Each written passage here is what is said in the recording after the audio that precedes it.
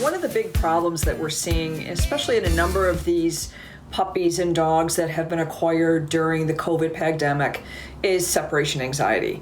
And now that many people are returning to work and many children are returning to school, these animals are now being left alone at home for the first time ever. And for many of them, it's creating significant anxiety and problems.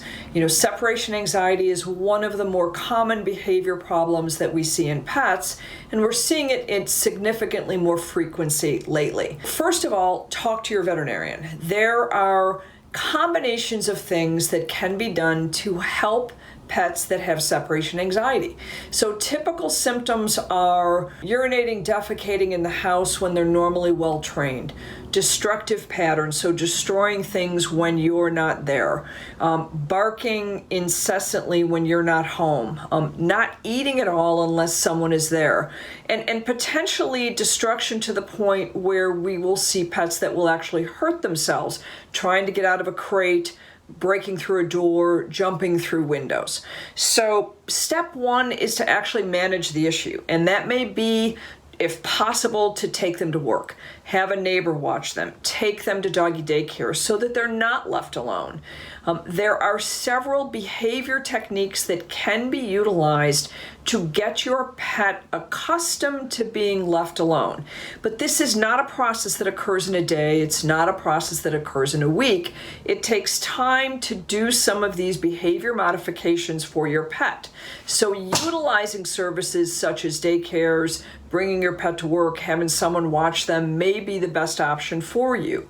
There are also medicines that can be helpful to decrease the anxiety and stress that your pet feels.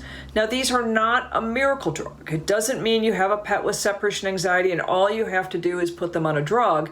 That's not the case. They are simply a tool to help your pet be easier to train and to accept being alone a little bit easier than they would otherwise. Talk to your veterinarian about options that they recommend for you, both behaviorally and medically. Look for an immediate solution or give yourself some time with doggy daycare, bringing them to work, having someone watch your pet at least for a few hours a day, and consider medical management along with behavior modification. Thank you.